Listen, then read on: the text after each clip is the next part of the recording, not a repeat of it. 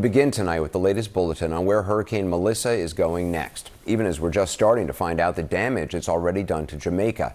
It slammed into the island nation as a Category 5 storm, lingered with winds of 185 miles an hour. Now, when it hit, it was among the most powerful ever recorded, and now some 7 hours later, with the eye moving off the country's north coast, it's hard to fully assess the situation because communications are down.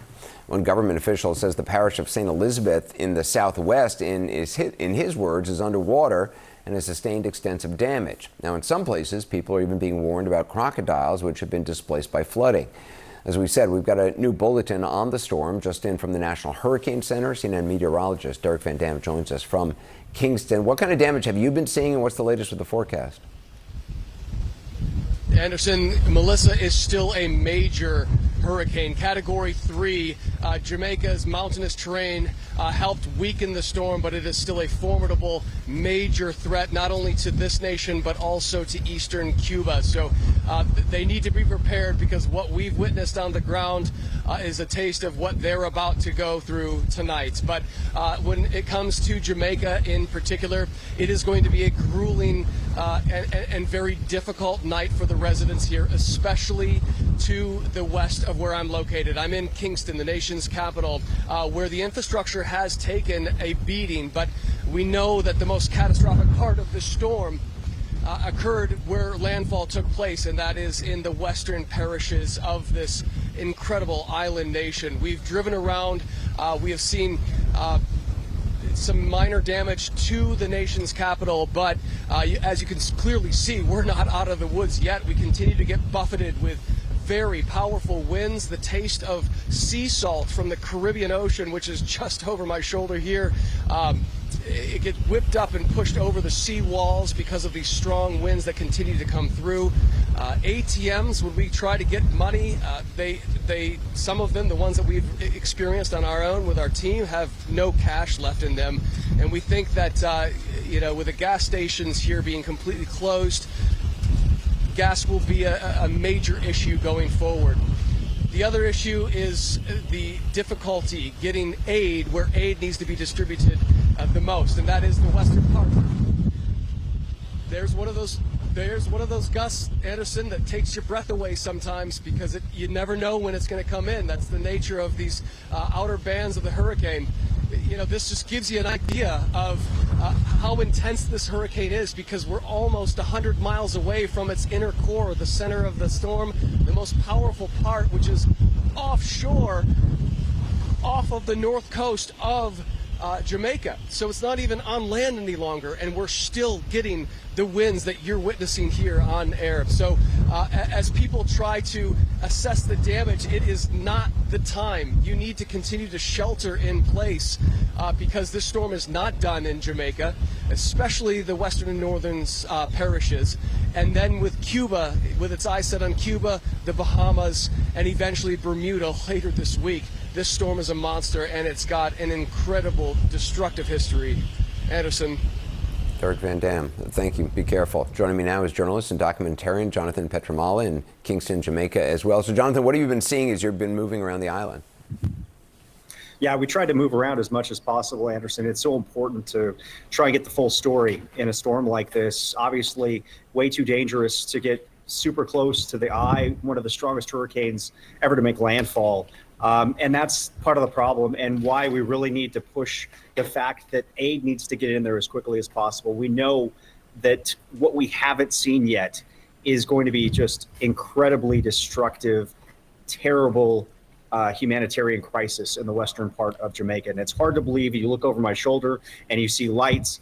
It's a complete opposite story on the western part of the island. And that is something that folks really need to get in their minds, and why it's such a rush is because people are in such need of help.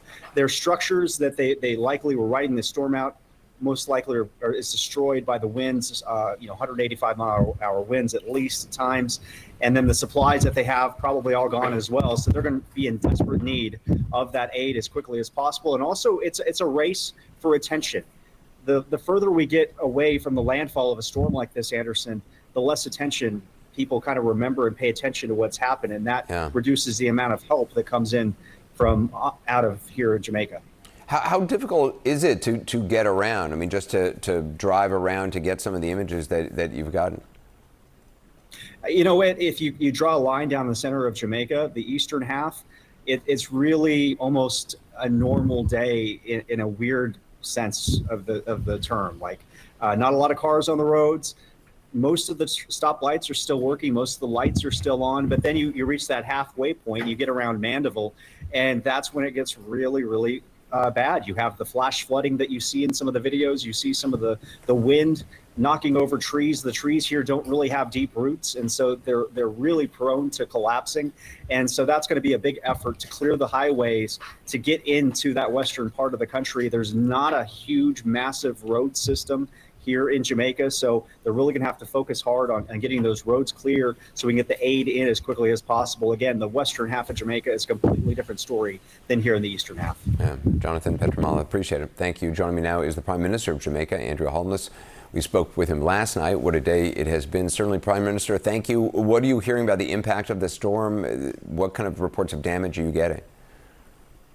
Well, just as you have heard from your previous two guests, that the corridor of impact would have been in the southwestern end of the island, St. Elizabeth, parts of Manchester, parts of Westmoreland, and then heading to the northwestern end of the island, St. James, Hanover, and parts of Trelawney. It is clear that wherever the eye of the hurricane hit, there would be devastating impacts. And the reports that we have had so far would include damage to hospitals, significant damage to residential property, housing, and commercial property as well, and damage to our road infrastructure. But I think that, we have mounted a very credible and strong preparation and recovery strategy, and that will help us to ensure that our citizens who may now be facing hardship, they can have confidence that the government will be able to reach them immediately after the storm is passed. Yeah, I mean, when do you anticipate you would be able to get rescue, repair crews, electricity restored to some of the hardest hit parts of the island? Well, in the eastern end of the island, we should be able to start the recovery process immediately. So tomorrow onwards, we should be able to restore electricity, telecommunications. In the southern end of the island, that may take a few more days. But today I had a meeting of my cabinet. All the ministers are mobilized. We have put the necessary measures in place. So tomorrow the effort to clear roads, to ensure that there is island-wide connectivity, to return electricity, and to deal with the humanitarian issues that may occur, the need for food, medicine, and temporary shelter. All of those will be mobilized tomorrow. There were some reports of fatalities as people prepared for this, cutting down trees and injuries. Have you gotten any reports of fatalities during the storm? Well, as best as we would have tried and we would have informed citizens, I'm certain that there would be eventualities and situations. But as of now, I don't have any confirmed reports of deaths. But with a Category 5 hurricane, with the damage along the corridor, as we had explained earlier, we are expecting that there would be some loss of life. Yeah. Well, Prime Minister, I appreciate your time tonight. I know you're busy. I appreciate it.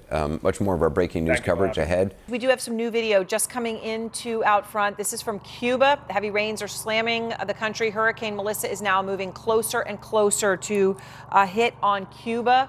Right now, Category 4 hurricane already making landfall in a devastating way in Jamaica. Patrick Oppmann is in Santiago in Cuba, where, Patrick, the worst of the storm is expected to hit where you are in just a couple of hours. And of course, it's just about 8 o'clock. So how are things right now? Landfall is still hours away, Aaron, but the conditions here are deteriorating by the minute. Much of this section of the island is in a total blackout. The only reason we can broadcast with you right now is because we have a generator, which you can hear right off camera. Otherwise, people are in the dark at this moment. Rain is coming in heavier and heavier. They're going to see historic rainfalls here. This is a mountainous part of the island, so whole communities could get washed out. Earlier on tonight, we heard the police go by, warning everyone to stay inside, that now eastern Cuba is in a period of total curfew. It's the most dangerous part of a hurricane, Aaron, because if people need help, it could take hours or even days for help to arrive. And in Cuba, I know obviously the infrastructure under so much stress and duress anyway, right? When you're walking around and you see all the wires out, you see, but you say they've already put it all completely in the dark. What is the biggest concern there now?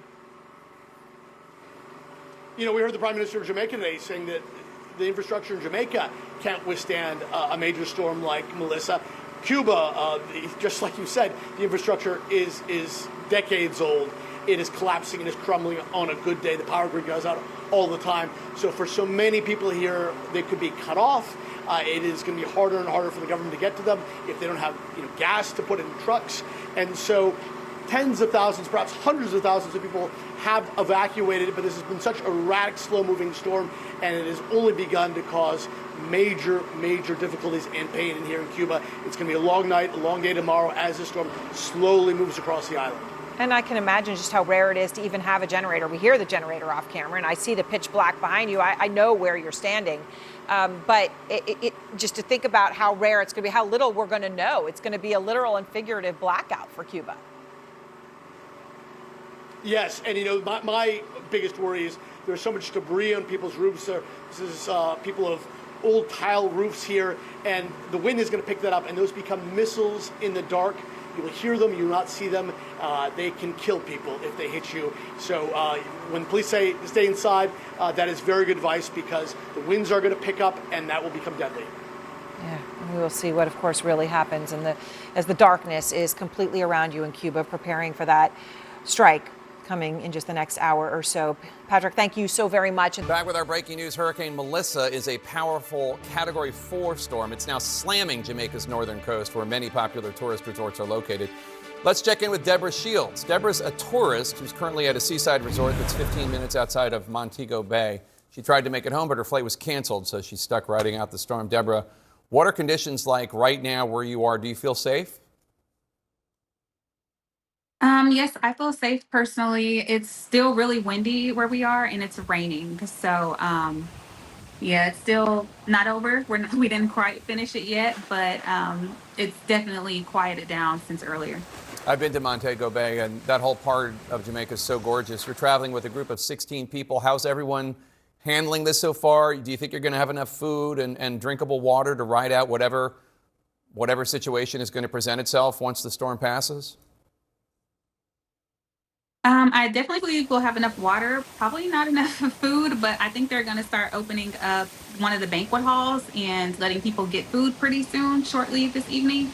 So we're so grateful for that. We're so hungry. We've been eating chips and crackers all day, so we're really hungry, so we're grateful. So you're from Houston. That's a city that has hurricanes hit on occasion. Have you ever experienced anything like this one, though? Nothing like this. The worst hurricane that I've ever been a part of was Hurricane Harvey in 2017. And this by far does not even compare. I think being right on the coast definitely amped that up, and it being a Category 5 because Harvey was a 4. The wind that I've experienced, I've never heard or felt anything like that in my life. The wind was so strong, we now have a crack in the door in the room. Trees are uprooted. Everything's off the roof. The resort is a little messed up. Hopefully they can get it fixed, in time to start welcoming future guests in. But yeah, it did a little bit of damage over here. Is your window there, or is it boarded up? No, they didn't board up any of the guest room windows. Some of the main dining rooms. So no, it's right here. All right. It's right here. Well, Debra Shields, we're thinking about you. We're praying for you. Thank you so much, and stay safe. Thank you so much. Thank you for having me. I want to bring in now Brian Bogart. He's the World Food Program's representative and country director, and he joins us now from Kingston, Jamaica. And Brian, of course, you are riding out this monster storm to try and be ready to help people. How are you and your team holding up right now? We're doing fine. I mean, I think in situations like this, if you are lucky enough to be just outside the direct path of the storm, you might have some power outages. You might have to stay inside for a period of time, but we're really just thinking about the people who are in Western Jamaica right now, what they must be going through.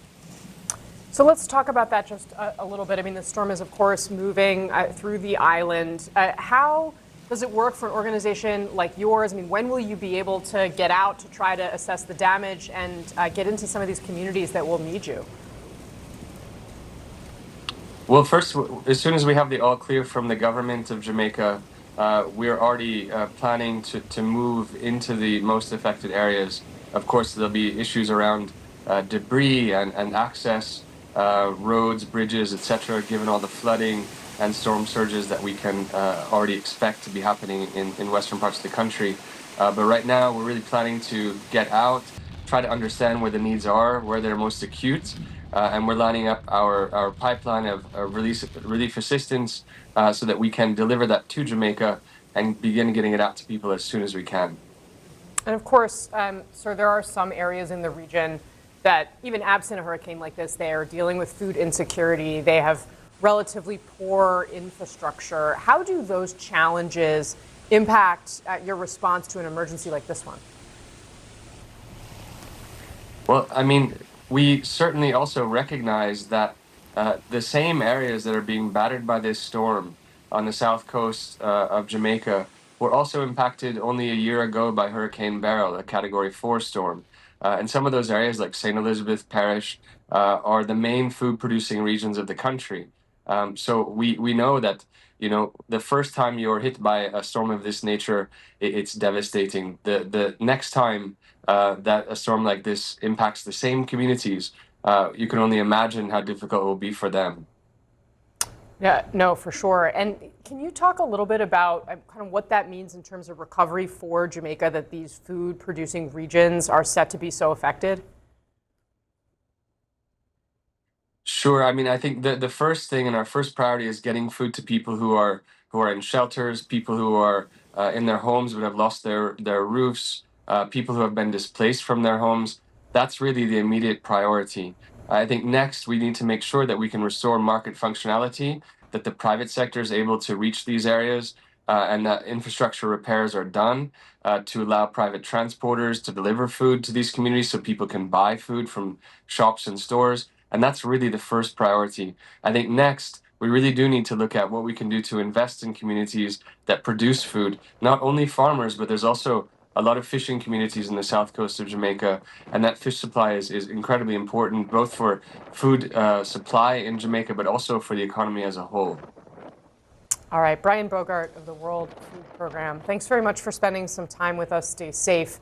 We hope that you're able to get help to people who need it there on the ground. Thank you very much. Thank you very much.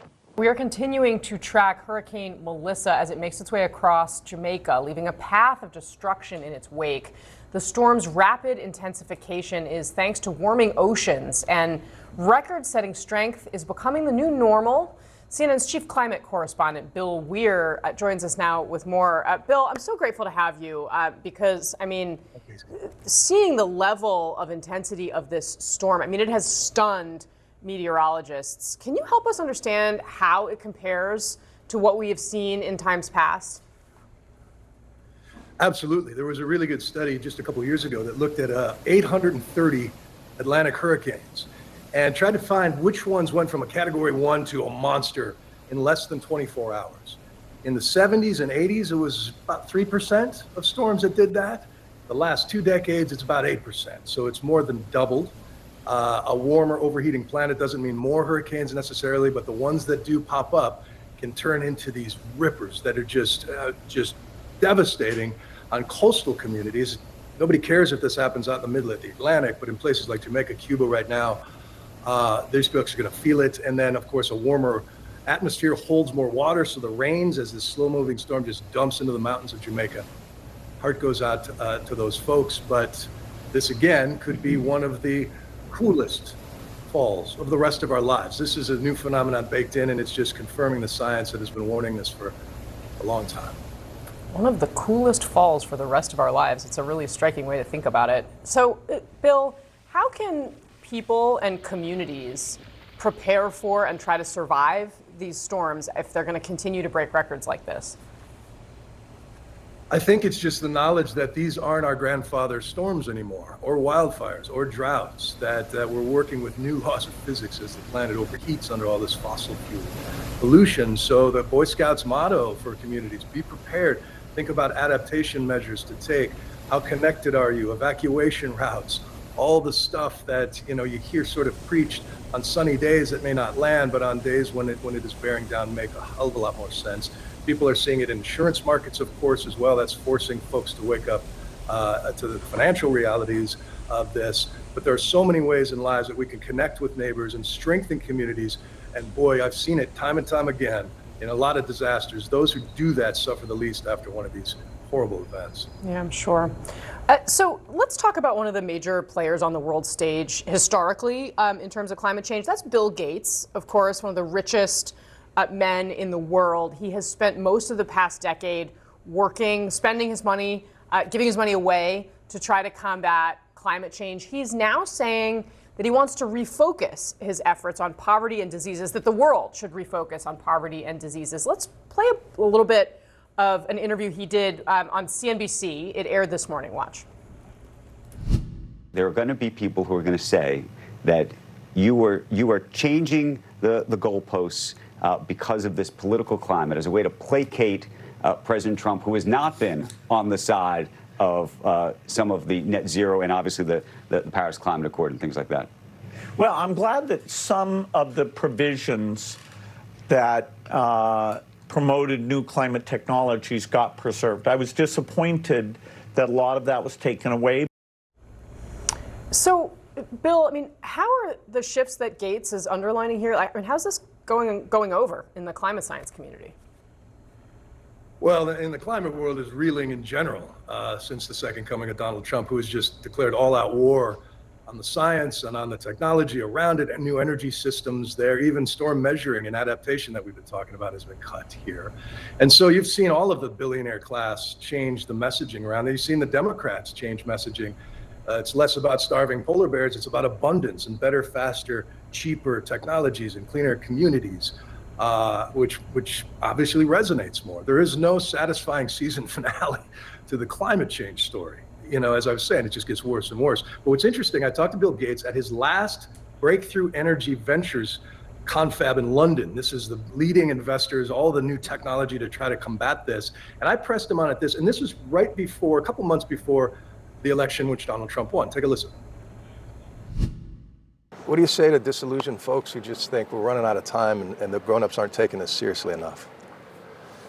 Well, I'm spending billions of dollars and finding the best innovators. Really, the only way to square the need for this emissions reduction and people's desire to not be the one who pays a high price for it is innovation. And that's why the companies here, they're scaling up is how we get the best of both worlds.